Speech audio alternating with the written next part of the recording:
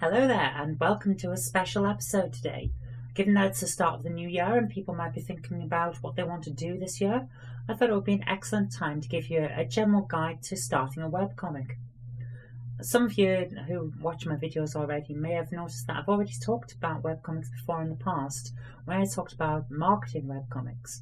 It's because I've been making webcomics since 1996. I've been doing it for longer than webcomics have been a concept. So I thought it might be a time that I talked about how to actually make them, rather than just what they are and how to market one you've already got, just in case you're thinking, hey, I'd like to give that webcomics thing a try. If you're looking to get into webcomics, you may be heartened to know that it's not something that requires a huge amount of artistic talent. It does require a fair bit of writing ability, and even that you can practice as you go. The art will come as you practice, and that's the good thing. What's important is you have a drive to actually make a comic, and you've got the ability to keep that up. Because starting a comic is easy, keeping it going is the difficult part. So do think about whether you've got the time to do it first, or whether you've really only got time for 1 or 2 episodes, and then work or life might kick in and stop you from being able to do it. So the first thing you want to do is work out your time. This is important. If you want to make a success of your comic, rather than just put something up on the internet, and I'm not going to say don't go and put stuff up on the internet. That's always a good idea. Go for it. Give it a try. See if you actually like it. That's fine. But if you want to make a webcomic that's going to last, you've got to be able to put a new comic out on a regular basis. So, first point has to be time. You can find out whether you've got the time to make a webcomic by making a webcomic and not putting it up on the internet. Just draw your comic, then put it aside, and then draw another comic and see if you can keep a regular schedule. And if you can, that's great, because what it means is not only have you proven to yourself that you can actually make a webcomic, but you've also got a buffer, and you can start your comic without having the fear factor that some of us have had of, I've got my first update but I don't have my second. I've got to now work on the second. Anyone who's ever been involved in music or writing a series of books or writing a series of articles, or just generally creating something on demand, knows what it's like to have that deadline looming over you, and the second episode syndrome kicks in, where it's not as good because you feel like you're rushed. If you've got a buffer when you start, you won't feel like you're rushed. It'll be fine. So if you know that you've got the time available to make a comic and you're really interested in doing it, what's the next step? Well, it has to be to have a concept. It's great that you want to make a comic, but what are you going to make it about? This is your concept. For example, you could have the adventures of a guy lost on a desert island trying to escape. That's a good concept. Basically, the concept is, what is the point of the comic? If you know that, you're onto a winner, because that will feed into so much else. So what's the third point? Once you've got your concept, it has to be your characters.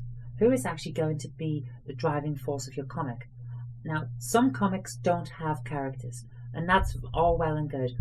Some comics, they revolve around situations rather than characters.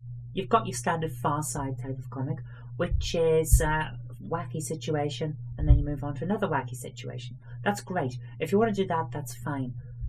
Others have characters. For example, my comics, The Life of Naughty Mouse, has Knob Mouse, a cafe owner who wants a quiet life but can't because he lives on a quantum instability in the universe where monsters try to invade the world. So that's part concept, part character. They're all joined in.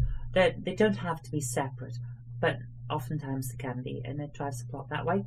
Another comic with very strong characters is Penny Arcade, of course, with Gabe and Tico. And yes, I am going to pronounce it Tico because I'm pretty sure he's based on the astronomer Tycho Brahe, rather than pronouncing it as Tycho, which is probably an Americanism. He may be called Tycho. I don't know. I don't really care at this moment. But the point is, there's 2 very strong characters. If you have strong characters in your comic, to a certain extent, the comic will write itself. You'll get very used to how a character will react in a given situation, what they will say, what their other characters will say in relation to them, and then it all goes from there. That is a fantastic situation to be in, and if you get there, brilliant. But don't worry if you don't. Characters can be anything. They could be a chef who finds that all of a sudden he's in the middle of a government conspiracy based around suppressing food groups. Who knows? You could have a pilot who's landed on a different world and now wants to go home. Whatever it is, as long as you've got your strong characters and a good concept, your comic's going to be fine. So you've got your concept, you've got your characters. What's next? Well, you have to have your materials. What are you going to use to make your comic? And this can be a variety of things. I'm not going to tell you to do it in a certain way because there isn't a set way for doing a webcomic. Just like there isn't a set way for producing a comic in print or a digital comic that's sent by ebook or whatever. Choose a method and a set of materials that work for you. And feel free to experiment as well. For example, in my case, I've used coloured pencils to colour in comics. I've used a variety of different inks, from ballpoint pens through to actual artists' pens and inks and brushes to produce comics. I've done them in pencil on piece of paper like this one here. I'm currently sketching a comic. That's going to get scanned in and then inked on a computer. Whatever you want to do, that's fine. As long as you're comfortable with it and it works for you, go for it. Don't worry about whatever anyone else is doing or whatever anyone tells you should be doing or shouldn't. Just go with what suits you. Now, if you've got your concept, your characters, you know what materials you're going to use, or you've got an idea and you're going to experiment as time goes on to find what's perfect for you, and you know you've got the time to make a comic, the final point is, where are you going to put it? Now, webcomics are on the web, but aside from that, there's no real set rules. A lot of us use a WordPress blog with either Comic Press, Webcomic and Inkblot, Webcomic, or whatever as a plugin for WordPress that deals with the background for the site, and it gives the comics out, gives you a standard navigation. But you don't have to do that. You could program it yourself if you wanted, or you could go with what a lot of people do and upload your comic to somewhere like Drunk Duck, Smack Jeeves, whatever you want to do. That's fine as well. I personally wouldn't go with that because I like to have the element of control over my website that comes with actually running the website, rather than finding that actually Drunk Duck is down today or Smack Jeeves has been hacked or whatever, and as a result I can't update my comic. I want to know that I'm in control. If something goes wrong, it's my fault and I can fix it. But a lot of people want to just be able to produce their comic and put it online. That's fair enough. So choose a website that works for you.